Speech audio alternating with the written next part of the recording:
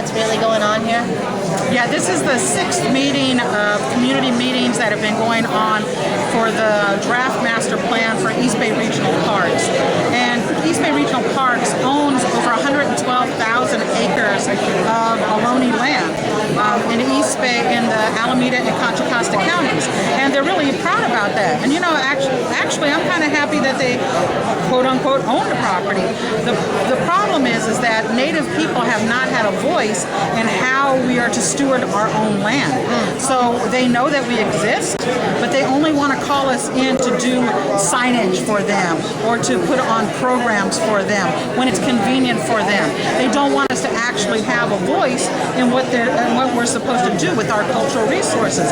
They own the place where my ancestors' creation story comes from, and all of the property around there that shows and how we're supposed to work as Indian people on this land, our original teachings.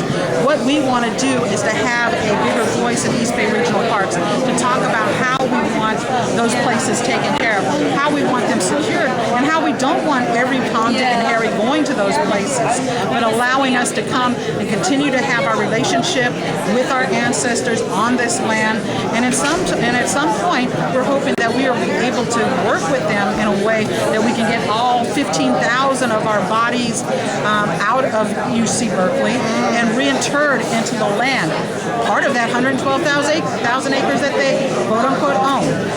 And so, you know, we're asking people to come out, and just like at Sagorate, it's not just Native people that need to have a voice, it's all of us that create that cohesiveness, that they can see that that we stand together, that we're all one community, and that we think that this is an important thing. How is it going so far, and does this include Bushy Peak? Brushy Peak, yes, it includes Brushy Peak. That's where our creation story comes from. I hope you're able to put the film, flip it onto your magazine online. It talks about, it's a 20-minute film that just got accepted into the American Indian Film Festival, and so more people will hear about it.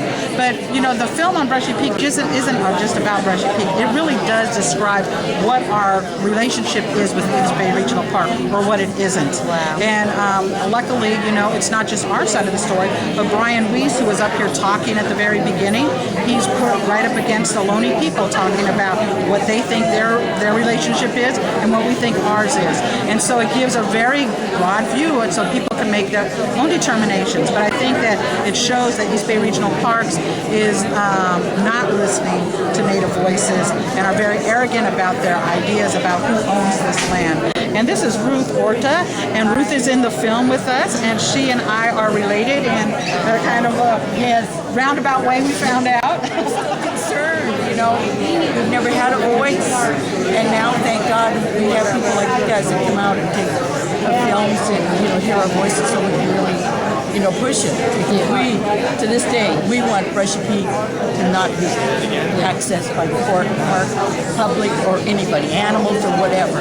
Can you just get off. Can you tell viewers a little bit more about Brushy Peak? Why it's a sacred site? Well, that's another thing. See, what we know from it is by people that still have their culture. As far as our people, we don't know what they did there. But like my mom said, they used to have their special gathering places that they would come to, and but to say that we really know what happened, we don't, because of that period when, you know, they were trying to get rid of us all. And, you know, they didn't have their language, they didn't do their culture, they didn't eat their food that they did, that they had. They ate, you know, what the Spaniards brought. So restoring your rights to actually being on it and reconvening with it is really a way of reclaiming our stories and our stolen stories in a lot of ways. And then we can have, if they would get off of it and leave the place for us, Exactly. they can own it. Because, you know, we don't. Because they took everything away from us. But if they could do that and be respectful to the people that have that background from the culture. That's our ancestors. It's still in us. But we just got to dig deep down in there and be at those places and feel it, and we do. Believe me, when we go to those places, we feel the spirits, we feel that feeling that we get from there. And if you go and you walk and you see. So I'm just going to ask you a few questions before you just answer. Okay. What is your name? My name is Courtney Cummings of the Northern Cheyenne Arikara Creek Nation. And why are you here this evening? I'm here to support our relatives, our Miwok, our Ohlone, and many other California tribes that go unrecognized. Could you give me an example of how the East Bay Regional Parks District could build on the relationship with the Native American community? In today's open forum description by Brian Weiss, he mentioned about collaboration, about the rich diversity in all of the counties. But what was lacking and was missing was the voice of the Native Americans. I did not hear any mention of the Ohlone people who this land of Richmond and many other counties, that's their original homeland. I did not see mention in the viewing of the TV screen that was the commercial for East Bay.